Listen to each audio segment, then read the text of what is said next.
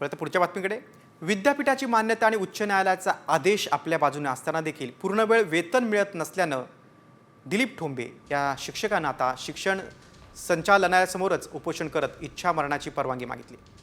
पुण्यातील बातमी आहे। 25 वर्षापासून शिक्षक म्हणून कार्यरत आहे। मे महिन्यात दिलीप ठोंबे निवृत्त होणार आहेत। मात्र सर्व मान्यता असतानाही आपण प्रशासकीय चुकांचे बळी ठरत असल्याचं प्राध्यापक ठोंबेंनी म्हटलं। त्यामुळे इच्छा मरणाची मागणी करत आमरण उपोषण त्यांनी पुकारलेलं आहे। पूर्णवेळ वेतनासाठी पुण्यात एका शिक्षकाला उपोषण करण्याची वेळ आली आहे।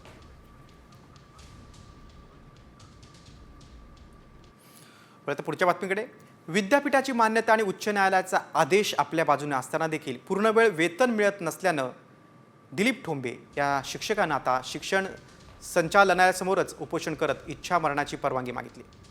पुण्यातील बातमी आहे। 25 वर्षापासून शिक्षक म्हणून कार्यरत आहे। मे महिन्यात दिलीप ठोंबे निवृत्त होणार आहेत। मात्र सर्व मान्यता असतानाही आपण प्रशासकीय चुकांचे बळी ठरत असल्याचं प्राध्यापक ठोंबेंनी म्हटलं। त्यामुळे इच्छा मरणाची मागणी करत आमरण उपोषण त्यांनी पुकारलेलं आहे। पूर्णवेळ वेतनासाठी पुण्यात एका शिक्षकाला उपोषण करण्याची वेळ आली आहे।